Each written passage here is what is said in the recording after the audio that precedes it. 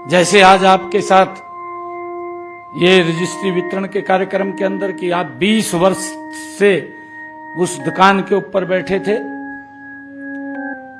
जिन लोगों को 20 वर्ष हो गए थे उनको मालिकाना हक दिया है। इसी प्रकार से गांव के अंदर जो पंचायत भूमि के ऊपर जिसने अपना मकान बना लिया था और वो भी लिटिगेशन के अंदर था, उसके ऊपर भी कानूनी तलवार लटकी रहती थी। गांव के अंदर कोई ना कोई दिक्कतें आ जाती हैं, दरखास्त दे आता था जाकर के कोर्ट में, कोर्ट आदेश कर देता था कि मकान गिर दो, मकान गिर जाते थे। जब कोर्ट का आदेश आता था तो हम भी कुछ नहीं कर पाते थे, क्योंकि कोर्ट के आदेश का सरकार की जिम्मेवारी होती है कि उसका 100% पालन हो। हमारे सामने भी बड़ी दिक्कतें खड़ी हो जाती थी, गांव के गांव इकट्ठे होकर के आते थे कि कुछ किया जाए, रोका जाए, मकान गिर रहे हैं, परंतु इसका भी समाधान किया है। हमने विधानसभा में बिल लेकर के आए, कैबिनेट के अंदर पास किया और पास करके निर्णय किया कि अगर कोई व्यक्ति 20 वर्षों से पंचायत भूमि के ऊपर मकान बना करके बैठा है तो उसको भी उसका मालिकाना हक दे दिया जाए, ताकि लिटिगेशन ही समाप्त हो जाए। वो हुई है। एक एक समस्या का समाधान। नहीं तो हमने ये देखा है पिछले आजादी के बाद समस्या को बड़ी समस्या कर देना, लोग घूमते रहते थे, बड़ी समस्या कर का वोट ले लेनी, ड्राई ड्रो का होना जाना कुछ नहीं। परंतु मोदी जी के नेतृत्व में एक एक समस्या का समाधान हुआ है। देश के लोगों के जीवन को सरल और सुगम करने का काम इन 11 वर्षों के अंदर यह डबल इंजन की सरकार ने किया है। हम अगर देखें कितने लंबे समय से जम्मू कश्मीर की समस्या थी, धारा 370 लगी हुई थी, 35 से लगी हुई थी, उसकी लंबी कहानी है। क्योंकि मुझे मालूम है, मैं काफी लंबे समय तक जम्मू कश्मीर के अंदर रहा हूं और उस समय के अंदर रहा हूं जब आतंकवाद एक अपनी चरम के ऊपर था। मुझे जम्मू कश्मीर के हर एक ब्लॉक स्तर के ऊपर जाने का मौका मिला।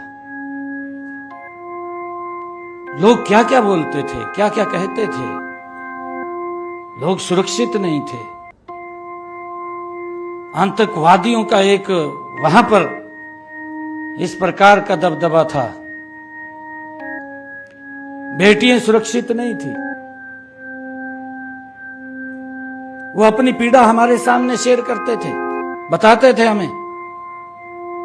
और ये निर्णय वैसे नहीं हुआ, ये निर्णय हमारे पार्टी के उच्च शीर्ष नेतृत्व ने यह निर्णय किया कि जब भी हमारी सरकार आएगी इस धारा 370 को समाप्त करेंगे। क्योंकि हम उस पीड़ा को जानते थे, हमें मालूम था, लोग भी चाहते थे कि धारा 370 समाप्त हो। उसकी आड़ में 3 परिवारों का ही काम चलता था, 3 परिवारों की राजनीति चलती थी। परंतु कितनी पीड़ा जब वो लोकसभा के अंदर मोदी जी बिल लेकर के आए, कितनी पीड़ा उन परिवारों को, क्या क्या नहीं बोला गया, क्या क्या शब्द नहीं कहे गए। आप सुन भी नहीं सकेंगे ऐसे ऐसे शब्द उन लोगों ने बोले हैं। और अब भी वो पीड़ा खत्म नहीं हो रही। ये एक समस्या थी, ये देश की समस्या थी। वो आज भी इस प्रकार की भाषा बोलते हैं कि जब हमें मौका मिलेगा तो इस धारा 370 को हम रिवर्ट कर देंगे, इस प्रकार की भाषा बोलते हैं। परंतु किस प्रकार से लोगों के साथ अन्याय होता था, अपनी आवाज भी नहीं उठा सकते थे। कश्मीर फाइल जो फिल्म आई है, यह कहानी नहीं है, वो कहानी नहीं है। अगर आप लोगों ने देखी होगी, वो सच्चाई है और उस सच्चाई को वो लोग बर्दाश्त भी नहीं करते। उस धारा 370 को भी नरेंद्र मोदी जी ने जब कहा था कि हम समाप्त करेंगे और उसको धराशायी कर दिया, समाप्त कर दिया। ये बड़ा निर्णय भी ये मोदी जी ने किया है। मैं अभी बात कर रहा था छत्तीसगढ़ के अंदर नक्सलाइट का कितना प्रभाव था, कई राज्यों के अंदर उसका प्रभाव था। मैं लगभग छत्तीसगढ़ के अंदर भी काफी समय तक उस क्षेत्र के अंदर रहा हूं जो नक्सलाइट क्षेत्र था।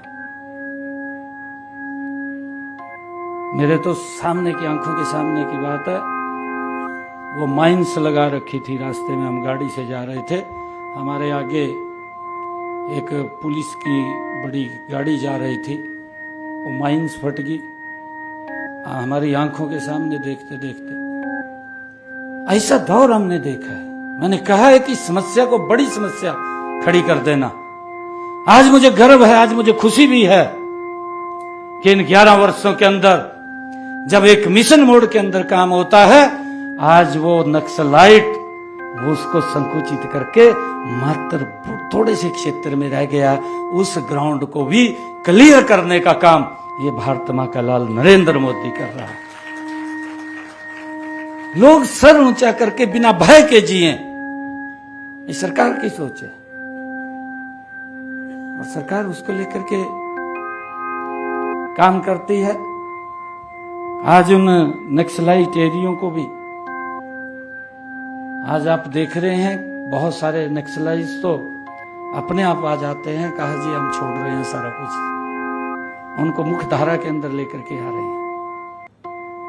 नहीं तो ये लगातार बढ़ रहा था। कितने प्रदेश और जिले उससे प्रभावित थे, परंतु सरकार धीरे धीरे करके एक एक के ऊपर काबू पा रही है, उन समस्याओं का समाधान कर रही है। कितने और ऐसे काम किए हैं सरकार ने।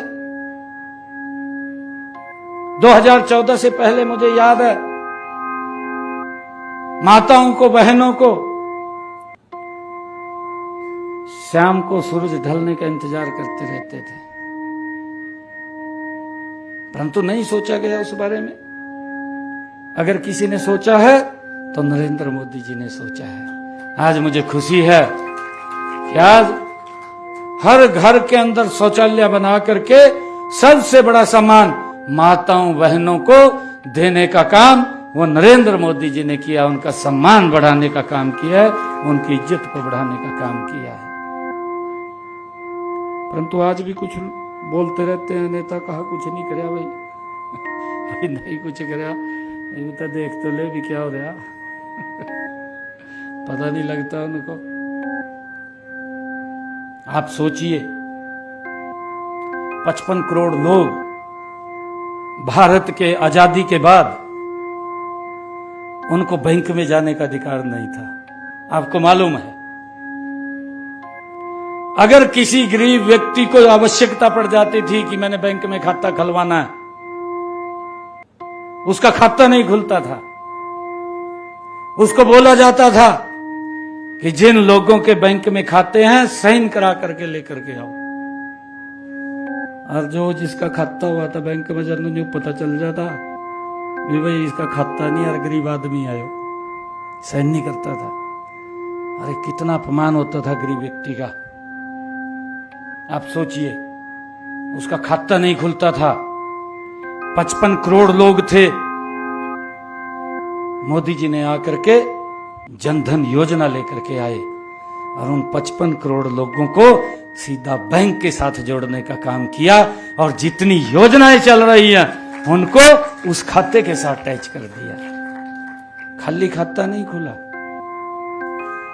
उन्होंने तो उस टाइम उसका विरोध किया, यह भी पूछने का काम किया, कहा मोदी जी इन खातों में पैसा कौन डालेगा, का खलवाए तो दिए। ये बात कही गई।